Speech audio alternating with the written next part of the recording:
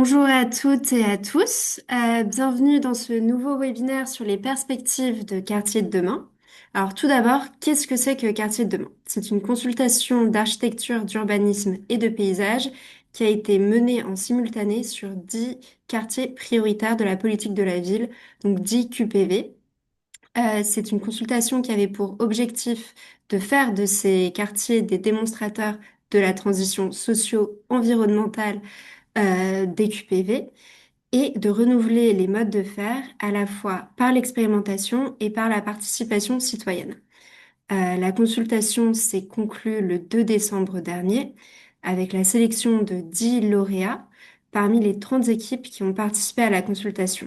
Ces équipes ont produit et ont conçu des projets qui sont tous excellents et tous très intéressants, mais elles ont aussi mené des réflexions exploratoires sur des enjeux spécifiques de transition socio-environnementale. Ces réflexions prennent la forme à la fois de manifestes qui vont être publiés à l'automne 2026, pardon, dans des ouvrages et des perspectives qui sont donc l'objet de ce webinaire aujourd'hui et qui sont des courts angles thématiques sur un enjeu spécifique de la transition socio-environnementale. Aujourd'hui, on croise trois perspectives sur la question du paysage avec la Fédération nationale, la Fédération française, pardon, du paysage. Euh, Ces perspectives donc, parlent surtout du paysage et de comment le paysage bouscule et transforme la ville. On entendra trois conceptrices. Claire Gauthier de Follet à Gauthier qui a travaillé sur le site de Marseille, euh, et Paola Vigano et Sarah Castagnier qui ont toutes les deux travaillé dans des équipes différentes sur le site de Manosque. Pour commencer, je laisse tout de suite la parole à Béatrice Julien Labruyère pour introduire cette question de l'aménagement par le paysage et qui est secrétaire générale de la Fédération française du paysage. Merci, bonjour à tous. Merci de donner la parole à la Fédération française du paysage, partenaire des quartiers de demain, pour introduire comment l'approche par le paysage repense la ville. Euh, sur cette première slide, je ne vois pas les slides là. Oui, celle d'après. Vous pouvez passer là, voilà. Sur cette première slide, je vous apporte ici une vision de notre vision en fait du métier de paysagiste actuel, illustrée par deux schémas qui ont été réalisés par des étudiants de l'école du paysage lors de leurs ateliers. Un premier, c'est sur le paysagiste maître d'œuvre, qui montre toutes les qualités du maître d'œuvre qui sont reconnues pour transformer l'espace ainsi que l'architecte, et l'autre, ce métier de maître d'œuvre qui est dans une discipline intellectuelle, un cerveau de concepteur qui allie sans cesse les enjeux passés, présents et futurs, représentés ici par les étudiants par une coupe histologique d'une cellule.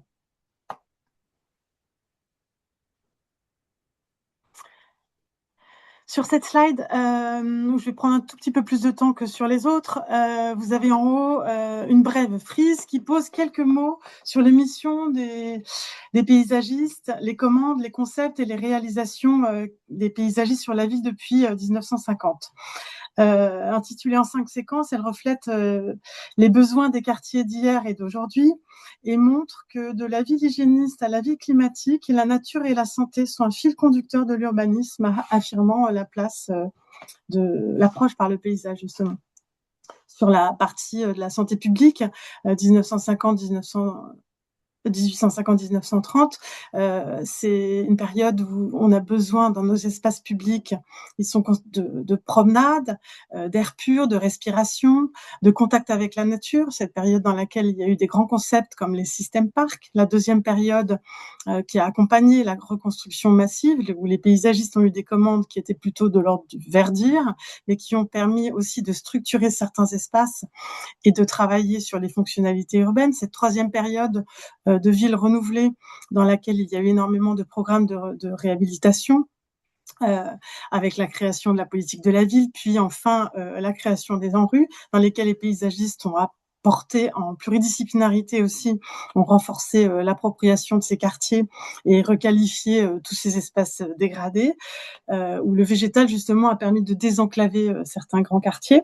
La quatrième séquence, c'est la ville nature, où justement on a été plutôt sur des réflexions d'espaces publics multifonctionnels, où justement on allie loisirs, écologie et mobilité, avec un besoin de biodiversité qui était plus à cette époque-là comme un besoin d'économie circulaire, de fonctionnalité urbaine, d'infiltration de l'eau, etc. Et puis la ville climat, aujourd'hui, avec ces espaces publics qui doivent absorber énormément de choses, tous les risques, avec des dimensionnements euh, conçus pour cette chose-là, avec tous ces problèmes d'injustice environnementale et le besoin de nature pour tous, et cette question de la reconnexion au vivant qu'on va bien entendre aujourd'hui dans ce webinaire avec ces trois paysagistes. Juste les deux images qui sont en dessous en contrepoint. J'ai choisi de faire un petit zoom illustré en quelques slides qui va être très rapide sur ce moment fondateur pour la profession de paysagiste dans la création des grands ensembles, où de nombreuses figures ont fait preuve dans ses premières commandes d'inventivité. Notamment ici, vous avez une image à gauche de Jacques Simon, un collage, et puis à droite, un aménagement de Michel Courajou. Et à cette période-là, ces grandes figures ont permis de montrer que plus que verdir, on cherche à révéler la place de la nature comme une composante des quartiers. Et ici, c'est un détail sur cette histoire de sol, de buttes transformées, issues des terres de construction des quartiers, qui ont permis d'affirmer la valeur des sols et de préfigurer en fait les principes de réemploi de ville nature. Voilà ce contrepoint, ces 4 slides qui illustrent la régénération des quartiers à partir de ce petit catalogue de Jacques Simon qui avait été fait en 76 sur les gens vivent la ville. Première slide, que j'ai intitulé Ouvrir sur le territoire, montre ici notre action phare, celle d'ouvrir dans les quartiers, de pouvoir récupérer des grands espaces et de pouvoir faire des morceaux de nature, comme sur le parc Jean Mermoz à Orly, travail de Florence Mercier. Et puis aussi casser des bâtiments, récupérer des points de vue, des ouvertures, créer un verger, développer des espaces nourriciers. Faire avec l'architecture, là je montre justement des questions posées encore sur les collages de Jacques Simon et les gros défis aussi de transformer avec les contraintes héritées toutes ces architectures et ces espaces publics comme une ressource pour déconstruire et réinventer de nouveaux usages. Considérer tous les sols, évidemment. Ce qui est intéressant, c'est de voir que dans ces quartiers et ces projets, bon, là en haut, vous avez une image où j'ai vraiment fait un avant-après, c'est-à-dire que dans le collage de Jacques Simon, on montre Montparnasse, donc, qui n'est pas vraiment un grand ensemble, mais qui est plutôt un quartier dense. Et vous voyez à droite l'aménagement qui a été fait par Michel Pénat, qui est quand même assez extraordinaire d'avoir réussi à planter des arbres dans ce jardin atlantique. Et donc, cette slide, elle montre bien justement la valeur des espaces, des sols et le fait qu'il faut reconnaître toutes les surfaces, même artificielles, qui ont un potentiel vivant, économique et social. Vous avez une petite image en bas à droite dans les quartiers de la Grande Borne à Grigny, où l'école de paysage de Versailles a travaillé sur un atelier de conduire le vivant pendant de nombreuses années, qui ont permis aussi d'apporter de l'éco-pâturage dans ces quartiers. Les dernières slides, voilà, reconnecter le bien-être, c'est un petit peu ce qu'on va voir dans ce webinaire. Et donc, ces espaces publics qui sont à la fois des liens humains, de bien-être, et qui peuvent apporter parfois dans des quartiers justement un peu de luxe dans des quartiers prioritaires, comme en bas à droite avec cet espace de baignade. Merci. Merci beaucoup, Béatrice, pour cette plongée historique dans le paysage et les grands ensembles et dans tous ces enjeux que le paysage porte. Je vais tout de suite passer la main à Claire Gauthier de Folléa Gauthier. Donc vous avez écrit une perspective sur la question de l'alimentation qui s'appelle Justice nourricière dans les quartiers populaires, donc dans le site de Marseille. Euh, pour vous, comment est-ce que le paysage à travers la culture du sol, à travers la culture de l'alimentation, permet de répondre à des enjeux de justice sociale dans les QPV. Alors, bonjour à tous, merci de m'avoir invité et de pouvoir présenter en fait cette partie de notre projet qui est effectivement un focus sur l'alimentation qui nous a semblé un point extrêmement important à traiter euh, dans ce dans ce quartier. Alors, je parlerai d'abord en fait pourquoi avoir abordé la question de l'alimentation. Je parlerai d'abord de la géographie. Et on a appelé en fait ce site le vallon fertile du Petit Séminaire. Parce que avant d'être un, avant d'être un quartier, et un quartier prioritaire de la ville, c'est d'abord et avant tout un vallon. Un vallon, effectivement, qui était autrefois cultivé, comme la plupart, en fait, des vallons qui ceinturaient la ville de Marseille. Si on passe à la slide suivante, euh, sur ce, avec les années qui ont suivi, sur ce vallon, finalement, s'est développé peu à peu, au fur et à mesure des décennies, des vagues de populations d'immigration qui sont venues en fait sur ces territoires, des quartiers des quartiers, comme vous le voyez, qui sont des quartiers un peu juxtaposés les uns aux autres, des ensembles tenus par des bailleurs sociaux, mais des ensembles aussi qui sont des copropriétés, des petits ensembles de petites maisons, voilà. Maintenant apparaissent en fait des résidences assez luxueuses en fait peu à peu qui se développent en fait sur ce quartier. Et tout ça c'est juxtaposé sans véritable lien voilà, les uns aux autres. Mais ce que l'on remarque en fait sur cette image, c'est que finalement, ce qui fait le lien, c'est cette notion de nature qu'il y a un peu partout. Il y a une forte impression de nature qui est à la fois dans l'espace public, dans l'espace privé, les limites sont pas véritablement nettes, mais cet espace qu'on pourrait appeler l'espace vide et qui est très très loin d'être vide, qui est en fait cet espace voilà qui n'est pas bâti, est devenu en fait le seul lien de l'ensemble de ses habitants. Parce que socialement en fait, ce sont des gens qui habitent et qui sont de groupes sociaux très différents, qui n'ont a priori pas de raison véritablement de se côtoyer, sauf qu'en fait, ils se côtoient sur cet espace. Ils se côtoient par leurs usages, voilà, parce qu'ils traversent en fait tous ces lieux. On va le voir en fait sur la slide suivante. On a euh, on a ces espaces en fait, voilà à quoi ils ressemblent. C'est pas des grands jardins, hein, c'est voilà des espaces un peu délaissés, des arrières d'immeubles, des espaces un peu en friche, voilà, des espaces conquis par les voitures, mais quelquefois ils sont utilisés parce qu'il y a des petites jardinières, il y a quelques arbres fruitiers, on le verra, voilà, qui sont utilisés en fait, dans lesquels les gens vont glaner quelques quelques fruits. Sur la slide suivante. Quand on a finalement interrogé les habitants dans le cadre de ce projet, on a essayé de retrouver un peu leurs itinéraires et justement de voir qu'ils pratiquaient en fait ces espaces. Et là, en l'occurrence, par exemple, pour aller faire ses courses à pied au carrefour qui se trouve sur la hauteur en fait du vallon.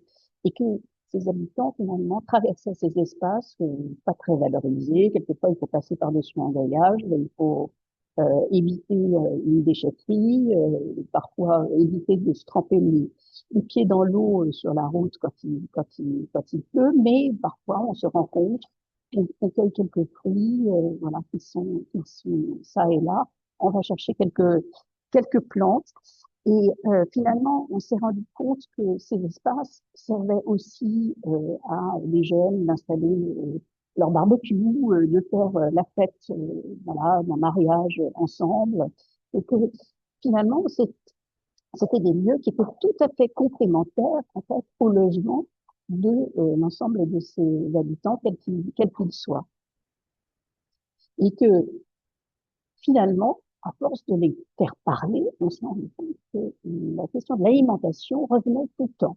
c'est-à-dire soit d'aller chercher en fait de la nourriture ou des fleurs ou des fruits sur le terrain, soit de déjeuner ensemble dehors, soit de partager finalement un moment ensemble.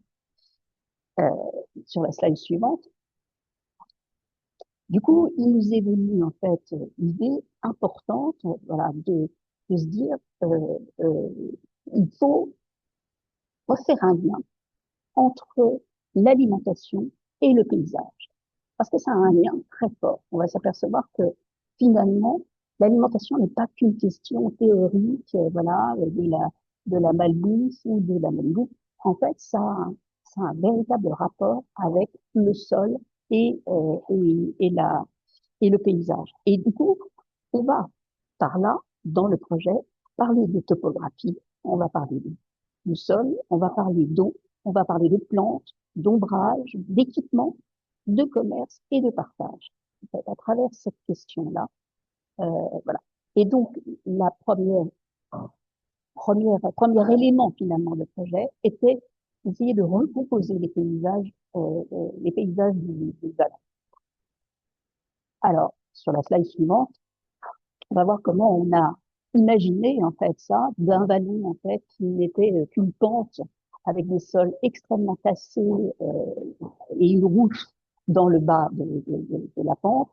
On a proposé en fait de reconstituer des terrasses, tout un jeu de terrasses qui existait déjà, mais qui avait été complètement démoli et qui permettait en fait à la fois de retenir les terres et du coup de reconstituer un humus en fait des terres qui soient nourricières, mais en fait des sols en fait, une épaisseur de sol. À partir de là, en reconstituant en fait ce que vous voyez sur le bas de la slide, en reconstituant les terrasses, on allait pouvoir gérer l'eau et notamment l'eau de ruissellement euh, et de et de favoriser finalement l'infiltration de l'eau là où elle tombe. Donc sur chacune des terrasses, en fait, on allait infiltrer cette eau et du coup ne plus provoquer finalement ces inondations perpétuelles, continuelles finalement dans le bas du vallon. Sur la slide suivante, à partir de cette reconstitution finalement des terrasses, reconstitution des sols, on allait pouvoir planter, laquelle plantation en fait allait elle-même créer un humus, enrichir à nouveau les sols, avec le système racinaire infiltrer l'eau, et donc en fait on est dans un système extrêmement vertueux de reconstitution en fait de ce paysage.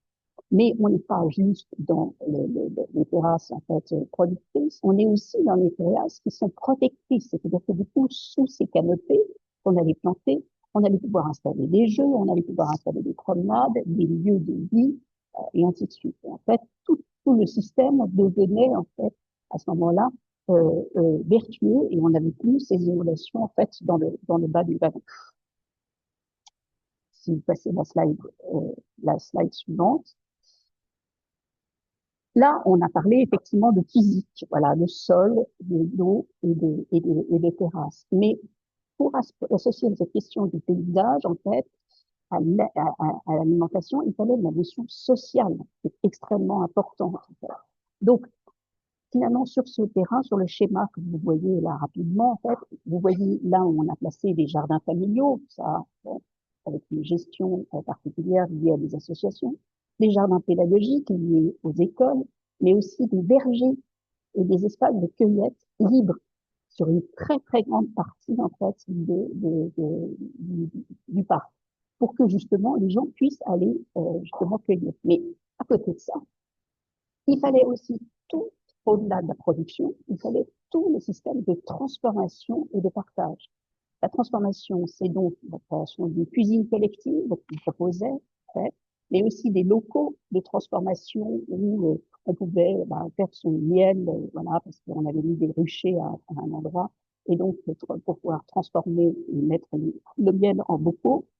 Il y avait aussi en fait l'idée en fait de la vente et d'une épicerie solidaire avec notamment lié au Carrefour qui était déjà présent en fait sur ce site, de développer un marché, mais aussi d'avoir du café solidaire et des banquets, des lieux où on allait pouvoir déjeuner dehors, dîner dehors, faire la fête ensemble, donc avec des grandes tablées sur la place centrale. Voilà. Et les slides suivantes vont vous montrer, en fait, voilà, on a simplement expliqué, en fait, à travers un herbier, on avait un herbier à faire, en fait, qui nous semblait intéressant, mais c'était plus intéressant, en fait, de montrer comment, d'une plante, on allait pouvoir avoir comment dire, un produit de transformation. Vous prenez un grenadier, c'est un arbuste en fait qui pousse de façon extrêmement spontanée, il n'a pas besoin de traitement et tout, et qui produit effectivement ses grenades. Et à partir de là, bah, vous faites un sirop de grenadier et vous pouvez effectivement le partager avec vous. Beaucoup de choses, les pistaches, les figues, les amandes, tout ça en fait, tout ça fait partie de la base alimentaire en fait des climats méditerranéens et qu'on allait pouvoir retrouver finalement sur ces lieux. Passons à la slide suivante. Juste pour vous montrer que, en fait, l'occupation du sol, finalement, était d'aménager à la fois ces jardins familiaux, mais en les associant aussi, par exemple, à des espaces de jeu et à des espaces de cueillette, des espaces de cueillette. Les choses n'étaient pas, l'idée de ne pas séparer, finalement, les fonctions et qu'elles puissent être même évolutives, dans le temps. Slide suivante. Et j'en finirai quasiment par les deux dernières, où effectivement, comme on était sur un parc très en longueur, en fait, toute la promenade était accompagnée de fruitiers, des fruitiers très résistants et résistants au changement climatique, des fruitiers qui n'ont pas besoin de traitement continu et qui permettrait aux habitants en fait de glaner et d'aller récupérer en fait les fruits, les amandes ou les grenades.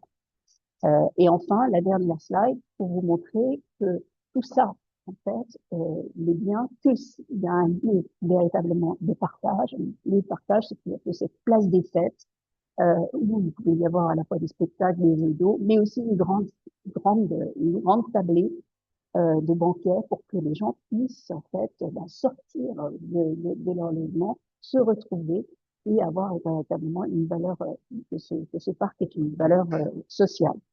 Voilà, j'en finis sur cette live, juste, voilà, pour vous dire que tout ce travail, en fait, nous a passionnés parce que c'était, c'était deux choses, en fait, que l'on met rarement en lien, voilà, cette notion de l'alimentation, ce qu'il y a dans notre assiette et le paysage qui en résulte. Voilà, je vous remercie. Merci beaucoup Claire. C'est un enjeu qui est qui est très intéressant et donc votre projet s'est basé à Marseille. Peut-être une première question dans un contexte où on a de moins en moins d'eau, où le climat devient de plus en plus sec. Comment est-ce que vous anticipez cette donc de raréfaction de l'eau? Comment est-ce que vous anticipez la maintenance et la gestion et le développement de ces jardins maraîchers, du maraîchage et de l'agriculture urbaine?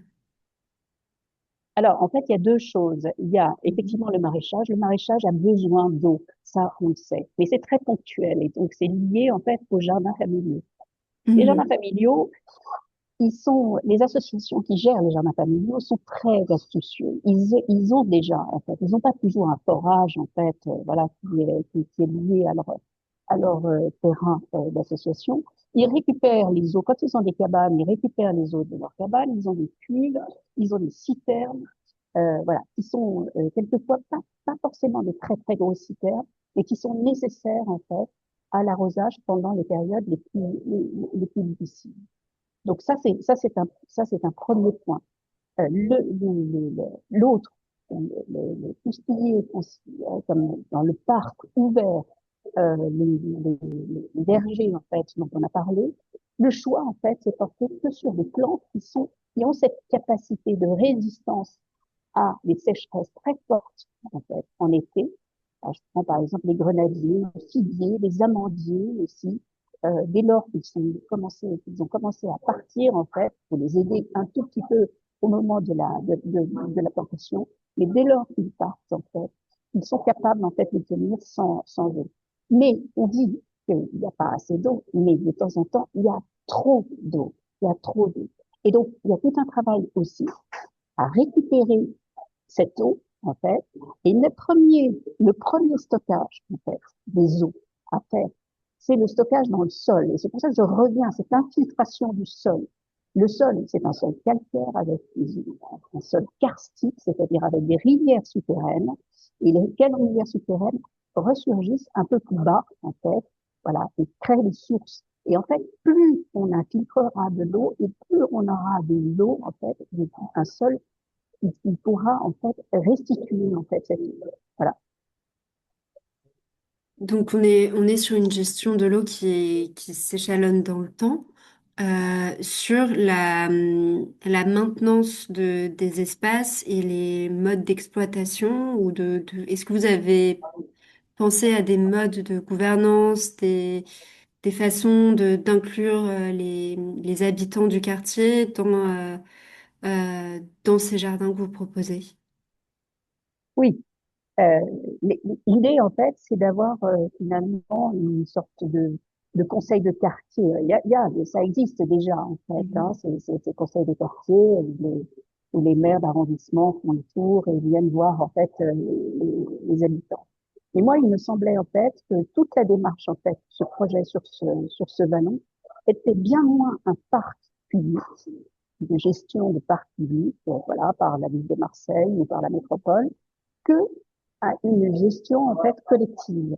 À savoir que ce parc était finalement un espace en reconstituant finalement ce vallon avec les terrasses, on crée des espaces capables avec un certain nombre d'arbres, voilà, qui eux avaient une gestion finalement relativement légère et que si la commune pouvait s'investir effectivement dans certaines fauches importantes, les habitants en fait devaient être décideurs finalement, un conseil en fait des quartiers devait être décideur finalement de ce que devaient devenir en fait ces terrasses. Parce que les terrasses en fait, comme toute terrasse agricole, n'a pas vocation à rester en fait éternellement une terrasse d'olivier ou une terrasse de figuier ou des jardins maraîchers.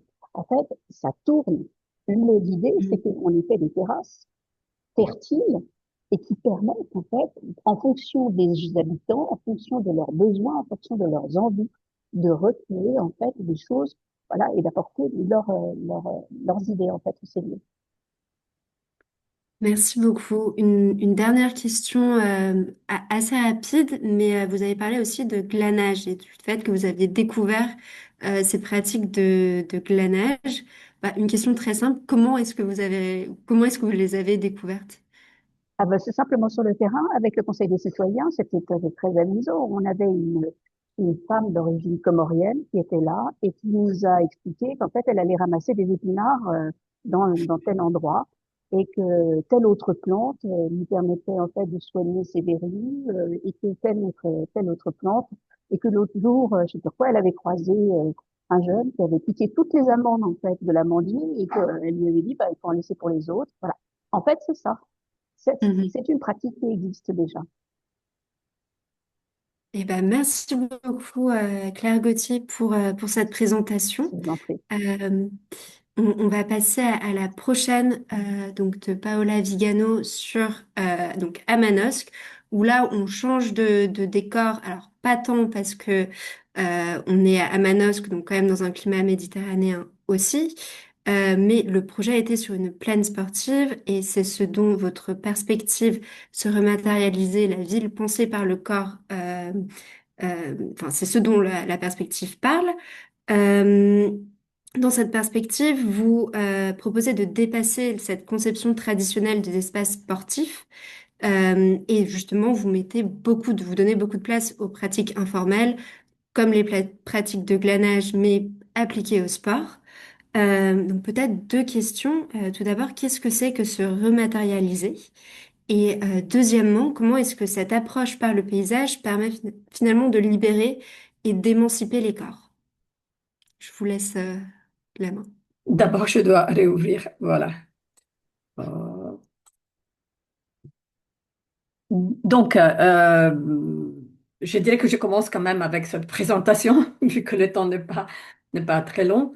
Et en effet, l'idée, donc on partait d'une situation très intéressante, qui est celle de, de quartiers, quartiers prioritaires de la ville, qui ne sont pas dans la forme des grands ensembles, ce sont des petits quartiers à une échelle assez domestique, avec des problèmes sociaux, mais disons qui ne sont pas des conditions dramatiques comme celles qu'on trouve dans d'autres endroits, et en tout cas plutôt bien reliés aussi aux grands paysages qui sont autour.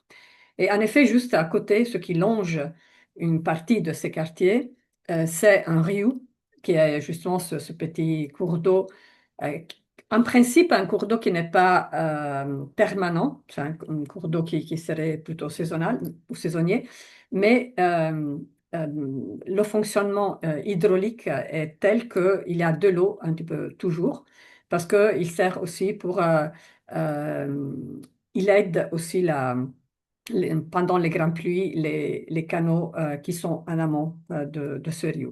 Donc, c'est une mixte d'une utilisation, disons, artificielle et un espace qui est celui de ce rio que vous voyez dans des conditions assez pénibles, avec beaucoup de sujets que je ne vais pas explorer maintenant, mais de la pollution, manque de biodiversité, l'érosion des berges, beaucoup de questions qui se sont et très peu aussi accessibles par rapport au quartier. Troisième élément, donc quartier Riou et une plateforme sportive qui n'est plus du tout ce que vous voyez dans cette image. Ici, vous voyez une piscine, clairement une piscine qui est un lieu très prisé. C'est un lieu social très important. Cette piscine a été détruite et aujourd'hui, il y a un système d'enclave. Il y a juste des terrains de sport qui sont totalement séparés du contexte, qui devient une impossibilité à traverser. Et il y a encore une forte mémoire de cette ancienne piscine qui était au contraire un lieu public. Alors, c'est ces trois, disons, ingrédients, on a compris que ils étaient quand même assez souvent présents, en général, dans les QPV. C'est-à-dire que, évidemment, parce que on est lié à une période évidente de restitution de cette pensée moderne à travers l'espace, et donc on a une forte présence d'équipements sportifs qui sont liés à ces quartiers. Ici, vous voyez donc ça, c'est le quartier duquel je parle, le quartier à Manosque, et ça, c'est les autres quartiers que les autres équipes ont explorés. Et donc, on voit, par exemple, à l'Odève ou par exemple à Sedan ou même à Colmar, à Le Mans. Donc chaque fois, il y a la proximité non seulement au grand quartier, non seulement de l'équipement sportif, mais aussi des cours d'eau qui souvent sont traversés ou qui sont sur la limite des équipements sportifs. Donc ces trois éléments sont déjà une idée de ville pour nous dans le sens que, évidemment, le cours d'eau, c'est la possibilité d'une continuité, de retrouver une continuité qui normalement n'existe presque jamais. La plateforme sportive a été conçue dans un moment dans lequel le corps était quelque chose de différent par rapport à ce qu'il est aujourd'hui. Et les quartiers sont des lieux sensibles, des lieux en tout cas à améliorer, à repenser. Et donc les trois éléments, à mon avis, dessinent un sujet, un thème qui rarement est exploré comme un thème, dans le sens comme avec ces trois éléments comme participants du même sujet. Si je reste un instant sur la question du corps, évidemment, là, on passe de l'idée du corps moderne et il faut quand même bien savoir que l'espace du sport n'était pas qu'un lieu de loisir ou de détente, mais c'était vraiment un lieu dans lequel on pouvait produire des corps modernes. Donc, où les pratiques corporelles étaient et sont encore aujourd'hui orientées, cadrées et régulées. Donc, ce n'est pas un espace neutre.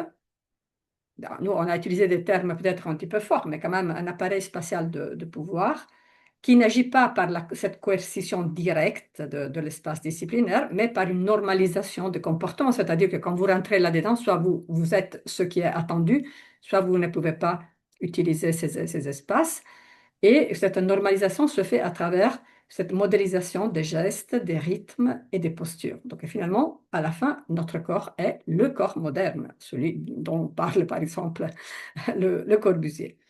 Donc, ces plaines sportives qui se trouvent en plus, le long des cours d'eau, ça permet très facilement de relier ces plateformes sportives au reste de la ville. Donc, si les plateformes sont tangentes au quartier, c'est aussi clair qu'elles continuent et elles sont dans la ville. Donc, là, il y a un lien absolument fondamental à établir entre le reste de la ville et la, la plateforme sportive en passant à travers, par exemple, les différents quartiers. Et tout ça nous amène à penser à cette ville sportive, qui est quelque chose duquel on discute, on parle. Il y a des villes qui ont des politiques sur ça, mais encore une fois, à mon avis, la question, c'est une question aussi d'espace. Quand on dit ville sportive, il faut réfléchir sur les connexions, il faut réfléchir sur la possibilité pour tous de passer à travers ces espaces, de les utiliser. Donc, finalement, je dirais, quand on prend sérieusement la question du mouvement des différents corps dans l'espace, c'est une question hyper sérieuse et qui demande aussi effectivement des projets et des efforts conséquents. Dans le cas de Manosque, c'est vraiment très intéressant comment ce Ryu, après il y en a un deuxième, et après les deux se retrouvent et vont vers la Durance. Et vous voyez le petit Lamande, qui dans ce cas c'est Lamande de Manosque, le centre-ville de Manosque. Et il y a toute une série aussi de canaux très importants, toute une série de canaux c'est-à-dire qu'il y a un maillage qui est pratiquement déjà là, mais qui n'existe pas dans la réalité. Parce qu'avec le système artificiel des canaux et le système des rios qui sont évidemment perpendiculaires à la vallée, ben là, on a déjà un maillage assez incroyable qui nous permet de penser à une échelle encore plus large. Donc, on est parti de la plateforme, après le rio, le rio comme façon d'imaginer cette ville sportive, c'est-à-dire pour le corps. Et après, ce maillage territorial extraordinaire qui arrive, comme vous voyez dans l'image, jusqu'à la Durance, en traversant par exemple le grand canal EDF, qui est un canal qui suit parallèle la Durance. Et ici, vous voyez tout le système des rios qui va vers la plaine. Et donc, on a parlé de cette tige et ces brindilles en disant que le ryu était un petit peu la tige. Et après, les brindilles, c'est la façon avec laquelle le ryu et le parc du ryu arrivent à se connecter vraiment à tous les quartiers, y compris les quartiers de QPV, mais pas que. C'est-à-dire que c'est un système aussi d'inclusion de différentes parties de la ville et la ville territoire, donc ici je parle vraiment de la ville à une échelle plus large, comme agent concret d'émancipation et où tous les expériments, toutes les questions qui concernent le corps, le sport, le mouvement, etc., peuvent se traduire à différentes échelles pour des sports différents, pour des mouvements différents, pour des occasions sociales différentes, sans rupture, sans avoir une rupture. Donc, c'est toujours le même espace, c'est toujours la même continuité. Après, donc, ce parc du Rio, il faut partir du fait qu'il est pratiquement invisible, ce Rio. Il est invisibilisé plutôt, et on peut mettre en relation le centre-ville qu'on a vu, la gare fondamentale, les quartiers prioritaires et tout le système des canaux. Les images que vous voyez ici sont des images dans lesquelles on imagine la renaturation des berges, ce qui veut dire aussi quelques opérations de topographie, parce que la topographie a été vraiment assez chaotique. On a mis là des terres, on a appuyé des choses qui appartenaient à des chantiers différents. Donc, il y a de quoi remettre un petit peu, reconstruire cette continuité, les mobilités douces, la possibilité d'avoir des pratiques légères, sportives ou pas, la possibilité de récomposer les milieux humides, la question des espaces de passage qui pourraient devenir aussi des espaces sociaux. Et le Rio longe, comme j'ai dit, la partie proprement dite de plateforme sportive, dans laquelle l'effort que nous avons fait, c'est de sortir de l'idée d'enclave, de séries d'enclaves, donc des enclaves dans l'enclave principale. La question, c'est qu'évidemment, il faut protéger certains équipements, mais on n'a pas besoin de tout protéger. Et donc, la possibilité d'imaginer des points des parcours qui pourraient traverser, disons, du nord au sud, euh, en créant de nouveaux seuils entre les quartiers et la plateforme, avec des parties ouvertes. Par exemple, ici, nous sommes proches d'une série d'écoles. Et aujourd'hui, ici, il y a il y a juste un petit équipement sportif et pas beaucoup plus que ça. Mais au contraire, c'est là qu'il y a l'ouverture de une des entrées des écoles. On peut tranquillement imaginer d'élargir ça, de créer une première sorte de place, une place jardin dans laquelle on peut faire des choses, on peut cuisiner parce qu'on a le bâtiment, c'est un bâtiment pour les clubs qui pourrait être imaginé comme une sorte de maison des associations. Donc là, on pourrait imaginer un lieu dans lequel on cuisine, dans lequel on fait des activités collectives. Il y a ici la possibilité de passer de l'est à l'ouest en repensant la vieille tribune que nous avons imaginé de pouvoir garder. Donc il y a un choix aussi très fort en faveur de la réutilisation des bâtiments existants et surtout cette libération de cet espace où aujourd'hui il y a juste le tir de l'arc qui serait déplacé dans une autre partie pour ouvrir cette grande plage, on l'a un petit peu appelée la plage du Riou, qui est un lieu en même temps pour les inondations, parce que le Riou a des moments dans lesquels il a besoin de plus d'espace, donc ce serait le lieu dans lequel il peut trouver cet espace avec cette légère pente. Le réemploi, la réutilisation de la maison qui devient la maison des associations, avec ce système de talus qui marque la différence de niveau parce que c'est une plaine hein, qui descend avec quelques gradins. La possibilité d'intégrer des bâtiments sous-utilisés qui existent aujourd'hui juste à côté, comme des lieux qui seraient parfaits pour travailler dans cette idée d'une infrastructure écologique et sociale. Et sur ça, donc, la proposition d'imaginer que la plateforme sportive puisse être un vrai tiers-lieu sportif. On parle déjà de tiers-lieu sportif, pas beaucoup, mais en général, on pense à un bâtiment, non? Un bâtiment dans lequel il y a des activités qui mêlent questions de santé, questions d'inclusivité, questions peut-être aussi des économies éventuellement liées aux soins du corps et quelque chose qui concerne le sport.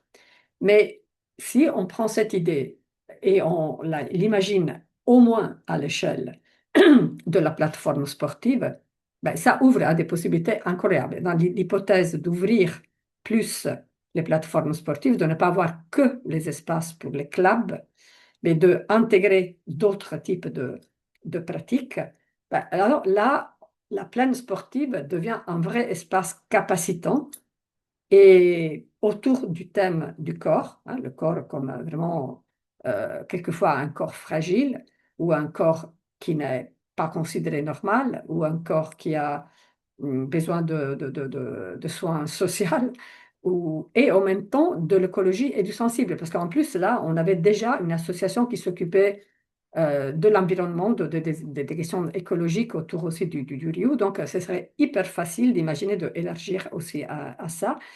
Et ça, pour moi, nous amène à une vraie redéfinition du rôle des espaces publics en tant qu'écologie des corps.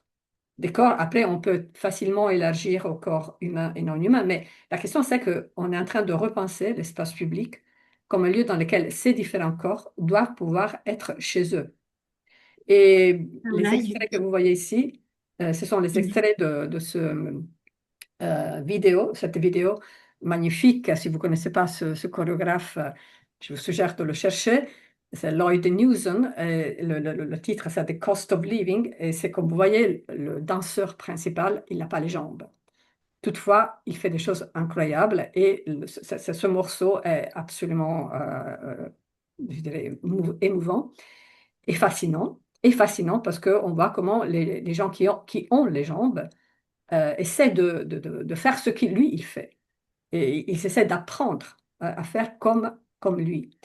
Voilà, pour moi, ce serait un passage vraiment radical de ce plein sportif qui sont désormais juste des lieux pour les clubs sportifs, où on fait que le sport, qui est le sport normé de tradition moderne que je décris rapidement, et on passe à une idée de territoire d'expérimentation sensorielle, politique et éthique. Et donc, à l'intérieur de ce projet, il y a tous ces micro-lieux qui seraient facilement intégrables dans cette idée de tiers-lieu sportif, ou aussi les quelques petits bâtiments qu'on pourrait réutiliser seraient évidemment des lieux de type maison d'association ou d'autres types d'espaces, disons, couverts pour des petits laboratoires, etc. Et l'espace extérieur aussi, il contribue justement à cette idée de corps un petit peu libéré par rapport à ce que normalement nous on peut considérer de faire. Et ce sont des lieux de relation avec le paysage extraordinaire. Il suffit de regarder la dernière petite image que vous voyez, c'est à la fin de ce parcours, on a une vision des Alpes qui est absolument sublime.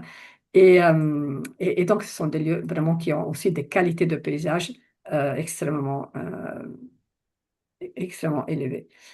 Euh, Paola, il vous reste 1 minute. Parfait. Donc, juste pour montrer quelques images sur cette idée de tiers-lieu sportif, ça, c'est le bâtiment que nous gardons et que on avait imaginé de pouvoir réutiliser. Vous voyez ici les plateaux, c'est ça, c'est tout le système de la construction de la plateforme moderne, la récupération donc de tout ce qui est déjà là, avec juste la petite extension qui avait été demandée.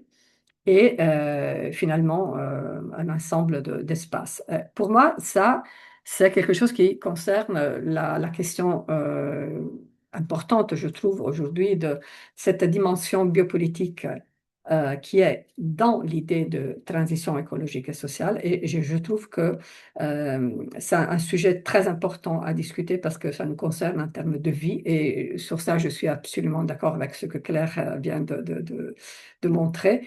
C'est la vie. On est en train de parler de la vie, de nos corps, des autres corps, et de survivre.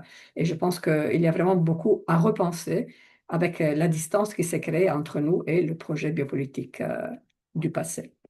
Merci. Merci beaucoup pour cette présentation très, très riche et très intéressante sur la question du corps dans l'espace public. Peut-être une première question. On sait que la population dans les QPV, c'est une population qui est plutôt jeune, mais on a quand même un vieillissement de la population de plus en plus important. Ouais. Comment est-ce que cette approche que vous développez permet d'adapter l'espace public aussi aux enjeux de vieillissement? Ah ben, c'est absolument central parce que on a vu aussi dans les QPV avec les interviews que nous avons fait, il a une forte population âgée, au moins à Manosque hein, aussi. Et Mhm. cette population âgée qui justement s'engage même à faire des petits travaux civiques, non, de nettoyage des rives du Riu, et qui serait hyper contente de pouvoir profiter de ce Riu, mieux d'accéder et de contribuer aussi éventuellement à le garder en état. Il y a évidemment des éléments un petit peu de conflit avec les populations plus jeunes, certaines peurs, mais pas de façon dramatique. En tout cas, cette question de l'accessibilité aux espaces. Par exemple, il y avait un petit playground, un jeu d'enfants le long du Riu. Il y avait du trafic de drogue. Solution de la mairie, ben, on le transforme en parking. Résultat, on a un parking avec le trafic de drogue. Donc, je veux dire, à un certain moment, les choses, il faut les prendre du bon côté parce que sinon, on va vraiment nulle part. En tout cas, l'idée ici, c'est vraiment de regarder justement non pas le corps décrit dans les schémas de Le Corbusier, mais tous les autres corps, qui Mhm. désormais ne sont plus la majorité. En plus, peut-être le corps de l'homme de Le Corbusier n'a jamais été la majorité, mais aujourd'hui, c'est sûr qu'il n'est plus la majorité et surtout qu'il y a des cultures différentes du corps. Est-ce qu'il y a des âges hein, très différentes de celles qu'on imaginait dans les années 20 et dans les années 30. Et donc, je trouve que l'idée que les plateformes sportives soient juste dédiées à des gens jeunes, actifs, qui font du Mhm. sport réglé et avec des normes précises, c'est pas du tout dont on a besoin. Et donc, revoir, utiliser l'attention qui est mise sur le QPV, comme je vous ai montré au début, hein, on voit avec, si on localise les plateformes, elles sont presque toutes à côté des quartiers de logements sociaux qui avaient la possibilité d'avoir l'espace ils avaient une population très jeune, donc l'idée vraiment d'une certaine éducation qui est donnée à travers la discipline sportive. Et en plus, on a même les cours d'eau. Donc voilà, avec ça, on peut ouvrir à une échelle différente. Moi, je trouve que c'est un thème absolument magnifique. Faudrait prendre toute la France et commencer à regarder ces questions. Merci beaucoup pour votre réponse et puis pour cette présentation et cette envie de redécouvrir, enfin de redéfinir la France. Ça donne envie en tout cas. On va passer à la prochaine conceptrice, donc Sarah Castagnet de Concepto, qui a été une des équipes co-traitantes de l'équipe d'Alest aussi à Manosque. Donc on reste dans le même territoire et on reste aussi sur la question des usages parce que et de repenser le paysage et les usages.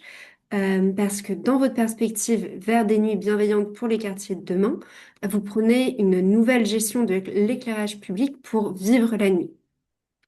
Et donc ma question générale, ça va être comment est-ce que cette nouvelle trame noire redéfinit en fait les équilibres entre ce qu'on va appeler la nature, la biodiversité, le vivant et les humains. Merci, bonjour à vous. Merci de m'avoir invité. Bravo à Claire et Paola pour leurs interventions. Donc, la question est vaste, hein. Elle va prendre un petit peu de temps. Je suis Sarah Castagnet, donc conceptrice lumière dans l'équipe Alep. Et je dirige l'agence Concepto, une agence de conception lumière pionnière créée par Roger Narboni en 1988. Et nous sommes connus et reconnus pour notre capacité à penser la ville et le paysage par la lumière et pour la nuit, et ce, à des échelles vastes et variées, de grands paysages aussi. Nous travaillons depuis plus de 15 ans avec Alep, donc Atelier Ville et Paysage, avec toute l'équipe de Philippe Deliot. Nous cherchons à construire des paysages nocturnes qui soient pas un négatif du paysage diurne, mais qui génèrent un paysage à part entière, avec la création d'ambiances qui sont issues de la composition entre la lumière artificielle, puisque c'est la nuit, et les ombres naturelles et peut-être les lumières naturelles de la nuit pour un paysage nocturne qui devienne un vrai objet pensé, composé, au service évidemment des usages collectifs qui se déroulent la nuit. Ce qui est important de dire pour planter le décor, c'est que nous vivons 50% de notre temps de nuit, dans notre temps de vie, nous vivons 50% la nuit, ce qui n'est pas anodin. Cela vaut donc la peine d'aménager aussi les paysages pour la nuit. Donc Alep a réuni une équipe avec des compétences pertinentes et complémentaires dans le cadre du concours des quartiers de demain pour embrasser donc une réflexion profonde et une transformation complète de la pratique du paysage au cœur de la plaine sportive du quartier de la Ponçonne. Donc c'est le même site que sur lequel Paola a exposé son projet. Donc là, je voulais aussi remercier toute l'équipe d'avoir considéré en fait le temps de nuit comme une vraie question, hein. C'est pas toujours le cas, mais là oui. Sur la diapo suivante, on voit sur les piliers en fait. C'est vous qui passez la diapo suivante, hein, c'est pas moi. Oui, c'est ça, merci. On voit les 6 piliers du projet sur lequel il s'est appuyé, donc à la fois la place de la nature pour recréer les conditions écologiques qui soient favorables à la nature, aussi bien le jour et la nuit, mais aussi la place de la nature comme une posture, se mettre à l'écoute des éléments, le vent, l'eau, la topographie, les astres, et faire dialoguer en fait tous les équipements, le tissu résidentiel du quartier de la Ponçonne, les cheminements, le végétal, pour que la ville, finalement, vivante s'exprime. On a aussi travaillé sur le nouvel équilibre entre les sports libres et les sports de compétition. C'est un vrai sujet. Paola l'a creusé très profondément, mais cela passe forcément par la mutualisation des espaces et aussi leur modularité. Le sport de demain doit conjuguer à la fois l'existence des clubs et la spontanéité de toutes ces pratiques de sport libre. On s'est appuyé aussi sur la santé, le soin, la ville nourricière pour favoriser l'activité physique, la convivialité, mais aussi la prévention santé en luttant contre les îlots de chaleur et la sédentarité. On a orienté le projet pour vivre la nature, pour répondre aux désirs de la nature en ville, avec des jardins à portée de main pour fabriquer des lieux de sociabilité et de plaisir. Et on a travaillé sur l'adaptation des espaces dans un nouveau rapport au temps, avec la prise en compte des usages dans le temps et la capacité des aménagements à intensifier certains usages, et aussi une forme de plasticité à étirer les usages sur des plages nocturnes. Avec le réchauffement climatique, la pratique sportive de plein air ne sera plus possible sous certaines saisons et se décalera inévitablement vers des plages de nuit. Et enfin, le dernier socle, enfin le dernier pilier, plutôt socle, effectivement, c'est celui de la réalisation citoyenne avec un processus de fabrication du projet qui est la condition pour construire une légitimité partagée et en associant des acteurs concernés, les habitants, les usagers, les collectivités et un certain nombre d'experts. Euh, sur la slide suivante, on voit comment le projet s'est construit pour développer une nature amplifiée, augmentée, une nature qui devient l'objet de désir. C'est vraiment, Philippe Delio a travaillé sur cette notion-là de désir et d'objet de désir, car l'invitation à prendre soin du paysage est le générateur d'émotions. Et notre démarche, nous, en tant que concepteurs lumière, pour prendre part à ce désir de nature, nous conduit aussi au respect, en fait, de l'obscurité et de la renaturation quelque part de la nuit. Et sur la slide suivante, sans transition, on voit les stigmates des terrains de sport, de plein air. Vous connaissez toutes et tous ces images. Elles sont prises à Manosque. Vous n'êtes peut-être jamais allé à Manosque, mais en tout cas, c'est des images qu'on connaît tous. Et sur la slide suivante, on aperçoit le fameux lit du Riu dont parlait Paola, ce petit cours d'eau qui est complètement submergé, enfin arrosé de lumière. Et on voit au loin une façade, on dirait une prison. Ben non, c'est la façade de la maison de retraite qu'on a posée là, à côté du terrain de foot, en pensant que c'était bien, mais sans penser à ça. Parce qu'effectivement, tous les soirs en hiver, ben, il y a des entraînements de foot et il y a cet éclairage et ces ambiances. On comprend pourquoi éclairer moins est devenu une nécessité. Nous sommes tous régis par cette alternance entre le jour et la nuit qui est indispensable à la vie sur Terre. Toutes les espèces, enfin la plupart des espèces, en fait, sont acclimatées à ce cycle perpétuel et ce cycle est aussi la condition majeure pour favoriser la végétation, sa biodiversité, la profusion de végétation, la biodiversité qui est à l'intérieur. Et c'est aussi lui accorder cette obscurité et pas seulement, effectivement, les lumières de la ville. Donc, les dynamiques récentes d'instauration de trames noires sont importantes et indispensables pour lutter contre la pollution lumineuse. Et cette pollution lumineuse entraîne une perte irréversible de la biodiversité. Donc, c'est très important de faire ce travail de trame noire et Concepto a réalisé la première trame noire en France pour la ville de Rennes en 2012. La ville de Rennes souhaitait, en premier lieu, économiser l'énergie, mais sans pour autant se priver d'éclairage de qualité. Et c'est là que nous avons eu l'idée, nous, de proposer, de sectoriser des espaces urbains sans usage nocturne pour les mutualiser à la trame noire qui était calquée sur la trame verte et bleue, pour amplifier les zones d'obscurité et les positionner là où la lumière ne manquerait à personne. Et depuis, bah, les écologues étudient et cartographient la présence d'espèces et de lieux de vie, ce qui a nourri aussi nos enjeux et notre travail. Et depuis, nous proposons systématiquement d'établir en fait une trame noire dans le cadre de nos études. C'est ainsi que le point de départ de notre travail s'est orienté sur cette obscurité que l'on considère positive.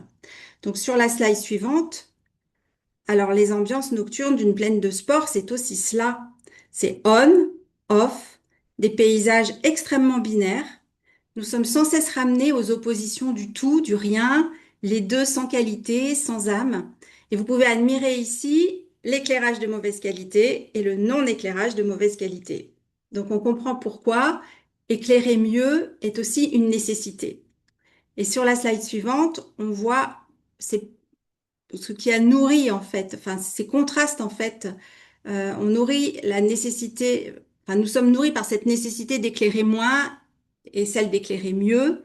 Et nous avons proposé pour une trame noire à vivre pour le parc de la Ponsonne à Manosque, avec la réinvention des éclairages sportifs afin de créer une lumière résiliente et confortable pour les pratiques sportives. Cela nécessite sans doute de travailler avec les fédérations pour repenser les recommandations d'éclairage sur les terrains de sport, parce que c'est vraiment extrêmement compliqué, enfin fort, et ça impose une lumière très très forte. Cela nécessite aussi d'adapter l'éclairage à la diversité des sports pour rendre les terrains plus modulables. Et pourquoi pas utiliser les terrains à d'autres dessins quand ils ne sont pas utilisés pour le sport et pas éclairés. Et là, on a poussé le bouchon à créer aussi un lieu d'observation des étoiles sur les terrains qui ne sont pas éclairés à partir d'une certaine heure le soir. Sur la slide suivante, on se demande aussi pourquoi ne pas tirer mieux parti du pouvoir fédérateur de la lumière pour rendre les quartiers populaires plus vivants, plus joyeux, plus sûrs le soir et le matin. Et instaurer une trame noire à vivre, c'est justement éviter toutes les oppositions et répondre avec intelligence aux différents enjeux sans les rendre contradictoires. C'est éclairer moins en qualifiant la lumière. Cela implique de repenser les formes actuelles de l'éclairage urbain, de l'éclairage des villes, des parcs et des infrastructures sportives. Sur la slide suivante, euh, c'est en fait le projet de Manosque nous a permis de réaliser un plaidoyer pour des nuits bienveillantes et de reconsidérer ou de considérer l'obscurité comme une véritable composante de projet. Donc ça engage forcément une dynamique pour positiver la nuit, ce qui n'est pas toujours évident, pour créer des aménagements qui la mettent en scène et qui l'enchantent. Ça, c'est très important. Et on dézoome sur la slide suivante. Donc, c'est l'image concept qu'on a produit pour le parc de la Ponsonne. On a travaillé sur la sécurisation des déplacements des publics avec de nouvelles formes d'éclairage qui soient plus inclusives, plus réversibles, de proposer des lumières nomades pour que les usagers puissent investir plus d'espace sans pour autant éclairer plus les espaces. Parce que ça, c'est une vraie problématique. Euh, Sur slide suivante, nous cherchons en fait à créer les conditions pour habiter la nuit, pour construire et co-construire avec les habitants des atmosphères, des bulles d'ambiance. Ça, c'est notre jargon d'agence. On parle beaucoup de bulles d'ambiance. On se questionne sur les conditions lumineuses qui vont enchanter, qui vont déclencher, pardon, le bien-être, qui vont favoriser l'expérience positive du paysage. Quels sont les déclencheurs de confiance pour réduire les sensations d'insécurité? Les concepteurs lumière ont une grande responsabilité, celle d'éclairer moins, celle d'éclairer mieux, mais surtout celle d'éclairer différemment. Je pense que notre devoir est de créer des lumières joyeuses qui génèrent des émotions, une poésie. Et on doit recentrer l'éclairage sur les lieux de vie, sur les espaces publics clés.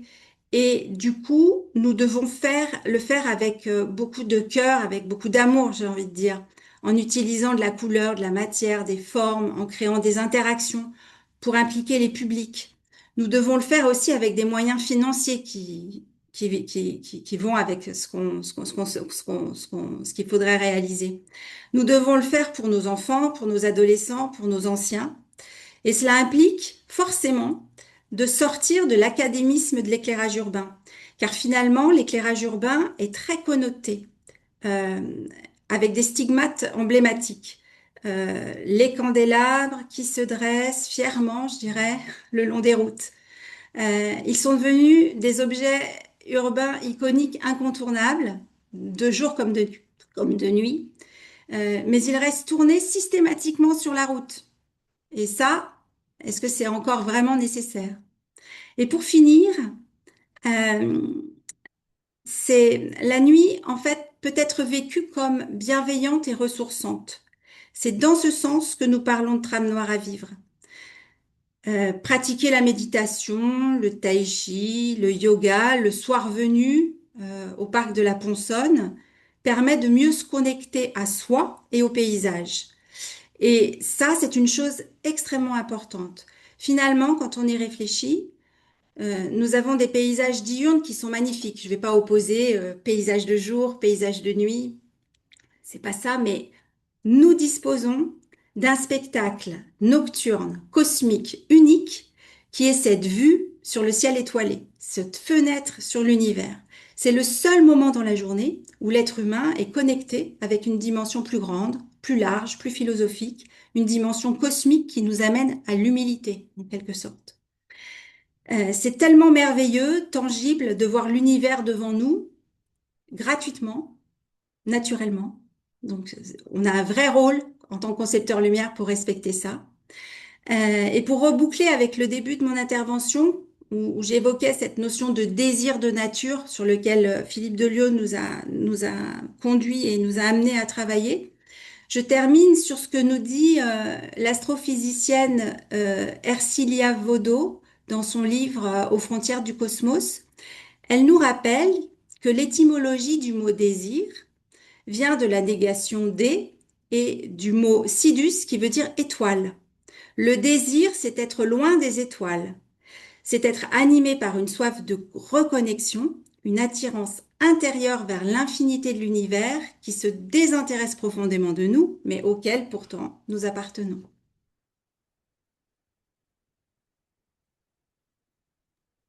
Merci beaucoup, Sarah, pour cette présentation et puis pour cette conclusion pleine de poésie. Cette idée de reconnexion au cosmos, c'est magnifique, donc merci beaucoup. Peut-être deux questions. Euh, Tout d'abord, comment est-ce que vous avez travaillé avec les habitants et les usagers de cette plaine sportive pour rendre désirable cette nuit? Alors, en fait, il y avait vraiment deux catégories Mhm. d'usagers. Les usagers qui pratiquent le sport et qui viennent pour pratiquer le sport et qui finalement ont ce désir d'une lumière sportive, très, Mhm. très franche, très, voilà. Et puis les habitants qui traversent ou ne traversent pas, parce que ça peut être une zone d'évitement, cette plaine des sports, quand elle est plus utilisée et que tout est noir, c'est vraiment noir. Et donc, il n'y a plus de possibilité de traverser. Donc, on a recueilli des témoignages. On a fait une promenade nocturne et on a recueilli des témoignages pour essayer de ressentir, mais on a constaté qu'en fait, il y avait beaucoup de... À la fois, il y a, en fait, euh, on se sent bien quand on est familier avec les lieux. Donc, les gens qui ont l'habitude de passer là, de promener leurs chiens, ils se promènent très très bien dans le noir. Les chiens ont des petits colliers lumineux pour qu'ils puissent les voir de loin, etc. Et puis, bah, quand on est moins familier avec cet endroit-là, finalement, on l'évite. Et donc, oui, il y a un travail à faire en amont quand on construit un projet avec les habitants. Et ça, c'est fondamental, en fait. C'est ce qui va nous nourrir aussi dans les propositions. Et les associations sportives, est-ce que lorsque vous les avez rencontrées, elles étaient prêtes à décaler les séances de sport par rapport au changement climatique? Est-ce qu'elles étaient prêtes à s'adapter à cette nouvelle trame nocturne? Euh, En fait, je pense que les associations sportives euh, ne se pose pas la question de la nuit et de l'éclairage. En fait, il y a des règles et des règlements très stricts sur comment doit être installée, pas que la lumière, hein, toutes les installations sportives. Et donc, du coup, voilà, il y a une partie, c'est vraiment la réglementation qui régit, et puis les associations de toute façon, les plages de pratique des fédérations de sport sont très larges, hein. Elles s'arrêtent très tard le soir. C'est pour ça qu'il y a de la lumière en hiver. Et donc, du coup, c'est quelque chose. Et puis, bah, les gens travaillent, les enfants sont à l'école. Donc, c'est vraiment le soir qu'il faut, qui sont disponibles pour la pratique du sport. Merci beaucoup, Sarah. On va bientôt passer à la conclusion. Juste, je vois que dans le chat, on avait une autre question plutôt adressée à Paola Vigano. La question, c'était comment abordez-vous les questions d'interface avec le cours d'eau et sa pollution? Si vous pouviez y répondre, Paola, en 1 minute, ce serait super. Alors, disons on a travaillé sur la phytodépuration, donc la capacité des plantes de traiter des parties le long de ce cours d'eau. Et disons que nous, on avait non plus des études hyper précises, mais fondamentalement, l'idée, c'est de avoir une structure capable de se auto-dépurer. Et après, évidemment, il faudrait traiter plutôt la question en amont, la question de la qualité de l'eau qui arrive dans le Rio. Comme je disais, le Rio collecte des eaux qui sont aussi les eaux qui arrivent des autres canaux et aussi qui arrivent des alentours des espaces. Donc, le discours peut être plus développé, mais pour le Rio lui-même, ce qu'il peut faire, c'est de autodépurer. Et on a imaginé qu'il y avait justement des coupes spécifiques, des sections spécifiques dédiées à ça. Merci beaucoup, Paola. En conclusion, donc merci Claire, Sarah et Paola pour vos interventions et pour vos présentations très riches. Peut-être, Béatrice, en 2 minutes, quelle est votre réaction face à ces trois approches du paysage? Merci Zoé. Bah, écoutez, moi j'ai envie de féliciter ces trois femmes qui ont parlé, qui portent trois QPV avec trois thématiques d'expérience sensible des espaces publics, euh, à la fois l'espace public nourricier, même botanique, dont parle Claire Gauthier, qui peut créer potentiellement de vrais paradis urbains, en fait. L'espace public vécu par le corps qui est présenté par Paola, qui nous montre bien que c'est tout simple en fait et que ça peut être vraiment un levier pour régénérer totalement la ville collective en fait. Donc, Ouais. c'est formidable. Il faut tout ça, il faut le prendre, l'avaler et le retranscrire. Et effectivement, la place aussi des espaces publics dans la vie nocturne qui nous permet de nous connecter au vivant et au cosmos. Ça, il était temps qu'on le dise, c'est formidable. Merci beaucoup pour ces présentations. Ce qu'il faut retenir, c'est que ces trois thèmes, ils prouvent bien que les espaces extérieurs, ils permettent de relier l'humain euh, au bien-être, l'air, l'eau, le vivant, le sport, etc. Au mouvement, les saisons, la nuit, la jour, les mouvements collectifs, et aussi à la réflexion. Et c'est des espaces qui permettent de réfléchir en fait, parce qu'il y a des pratiques écologiques qui sont proposées, parce que il y a des espaces de partage, parce qu'il y a de la multifonctionnalité dans tous ces espaces. Et dans chaque espace que vous présentez, il y a une relation au bien commun, et ça permet effectivement de reconnecter l'humain. Donc voilà, c'est des projets qui pour moi sont ce que je disais lors de notre préparation, les prémices de la pleine conscience du paysage. Voilà. Merci Merci à beaucoup. toutes. Merci beaucoup, Béatrice, pour cette belle conclusion. Et puis merci à toutes et tous d'avoir suivi ce webinaire. Vous pourrez retrouver les perspectives sur notre site internet. Vous avez les liens dans le chat. Et nous vous donnons rendez-vous dans 2 semaines, le 30 juin, à la même heure, pour un prochain webinaire qui va être plus sur des questions d'architecture et de réhabilitation pour une architecture évolutive. Merci à tous et à toutes et à bientôt. Au revoir, Merci. merci. Au revoir.